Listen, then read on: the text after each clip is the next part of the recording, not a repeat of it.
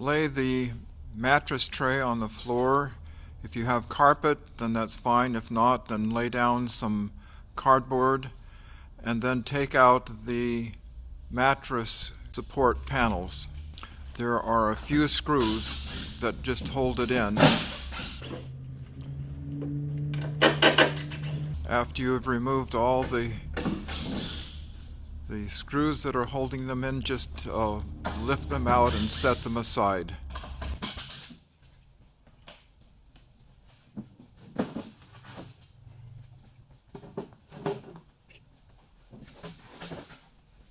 The next step is to make sure that the ball attachments on the mattress tray are moved all the way to the back.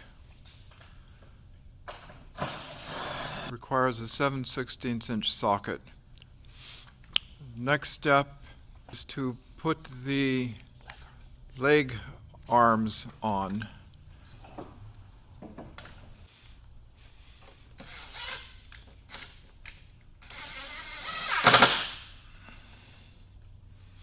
There are also a couple of black flathead screws that go in the top holes.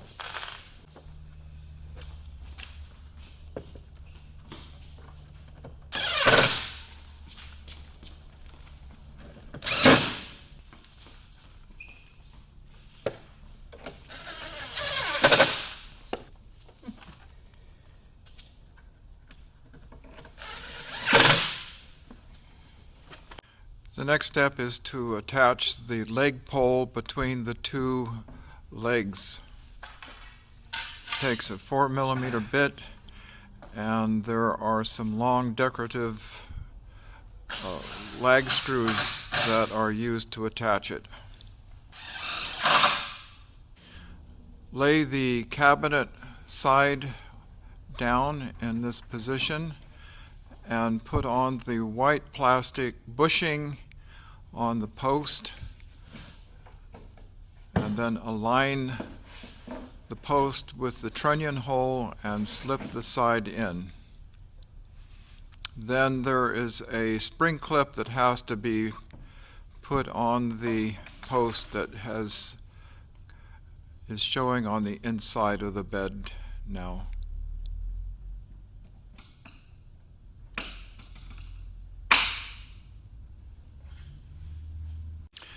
And then do the same for the second side of the bed.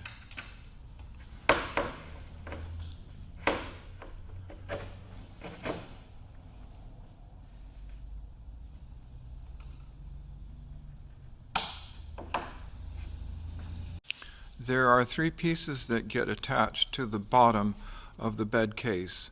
The first is the spreader, which goes between the two case sides, and the cams on that spreader are going to be facing the bottom, like that.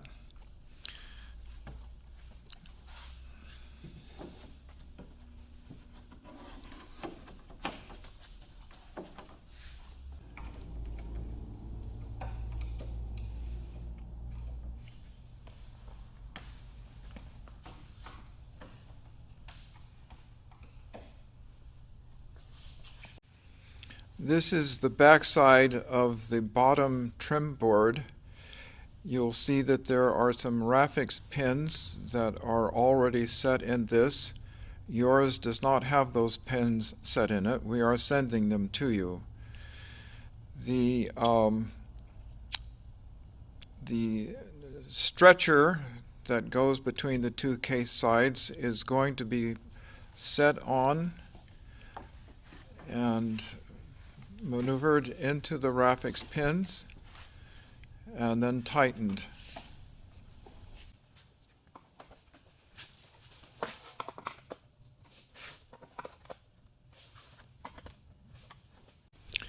You will have noticed that there are two holes for each Raffix cam position on that front bottom trim board. The upper holes towards the center of the back of that trim piece are in case you have hardwood floors. The lower holes towards the bottom of that trim piece are in case you have carpet and need to hold the bottom trim piece up above the floor a little bit.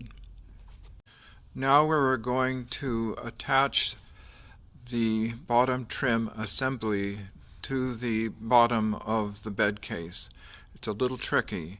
You have to lift up the bottom of the bed and slide that piece in far enough so that you can then slide it down onto the Ravix pins and then attach the assembly to the bed case sides.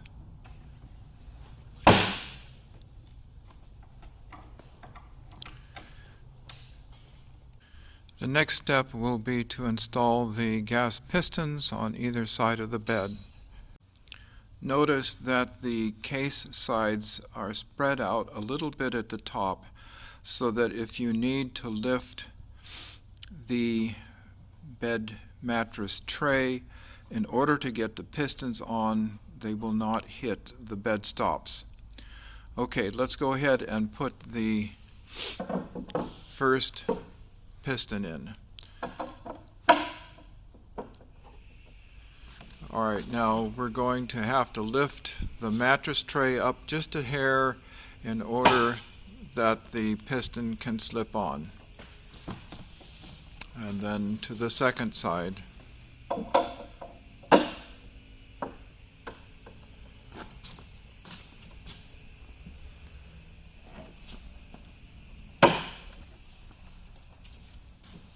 Next step is to attach the bed case top to the bed case.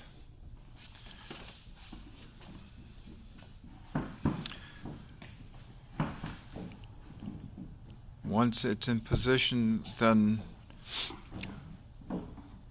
move the sides in, making sure that the bed stops are not going to damage the bed side rails. And then tighten all the cams. There are 5 cams on each side that need to be tightened. Notice that the lighting and the wiring for the lighting is mostly installed. Now we're going to attach the wire at the top to where it connects in with the driver below.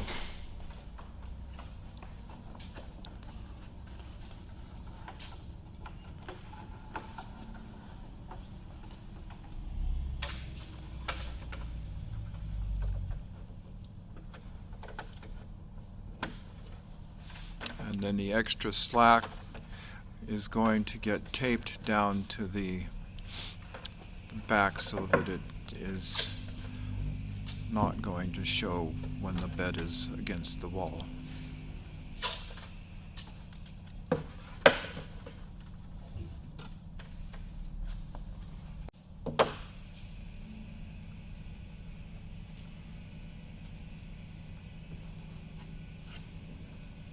Then attach the power cord to the driver to be attached to the wall later. Before you raise the bed, you will need to tighten up the adjusters so that it comes up to number 3 on the adjuster.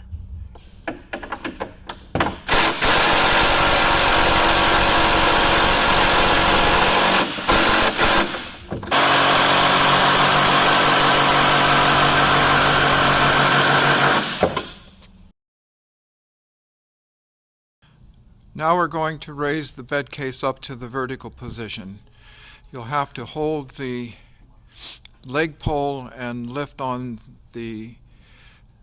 that as well as the bed case at the same time.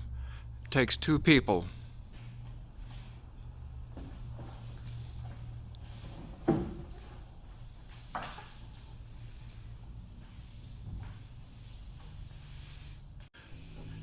We're going to pilot our are holes through the front trim into the case sides, and then insert the trim head screws and screw them in, burying the head of the screw just slightly.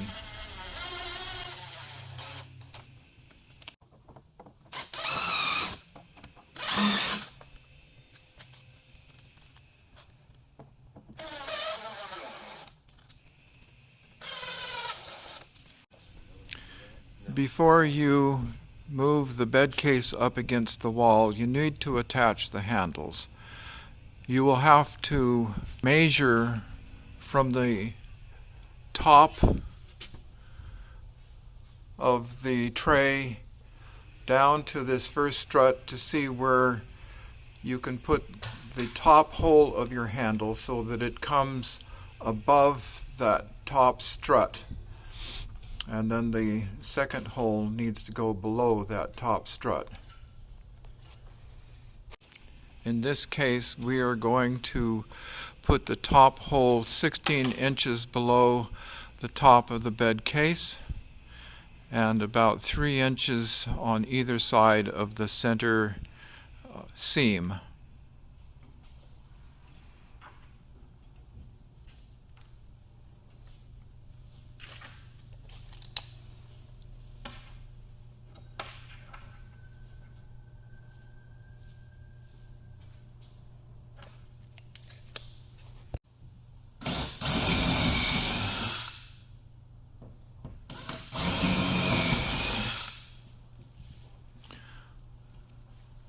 You will use a 3/16" bit to drill these holes. One person behind the case will insert the machine screws through those two holes. The person in front of the case will align the posts on the handles with those machine screws, and the person behind the case will tighten the screws. The next step is to measure the same distance out from the seam on either side, so you'll know where to set the next two bottom screws.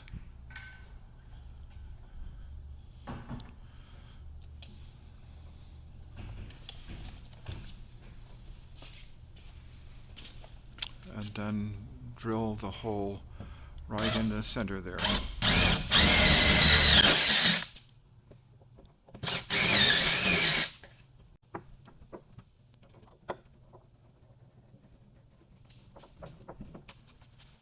Before you put the bed case up against the wall, you will want to find where your studs are using a stud finder.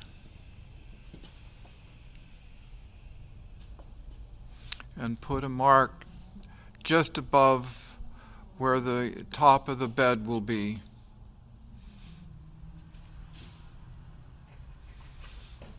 You need to get at least 3 good screws into your studs.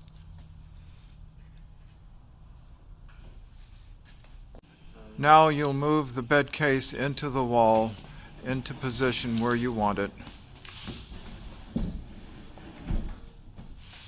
Now you'll want to get some thin shims and set them in at the top so that it's evenly spaced between the case sides. In this case, the wall is very flat and the bed is sitting perfectly against the wall. If not, if the top of the bed tends to lean out from the wall, you will have to shim the bottom of the bed case at the front so that the top of the bed case comes up against the wall. The next step is to go ahead and attach the bed case to the wall using 3 or 4 3-inch screws. All right. Now we'll pilot the holes where our marks are. We can set our screws into the wall.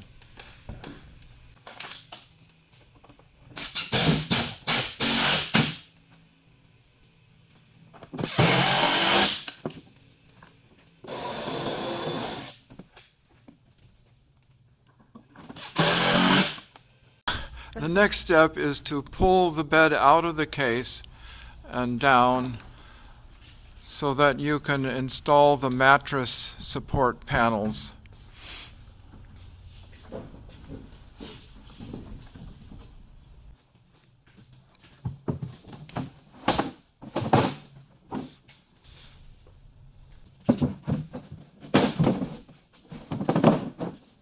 Before you insert the 1.25" flathead screws to fasten the panels down, you'll want to countersink each hole. Otherwise, there's a possibility that the screws may break off, and then you've got a problem.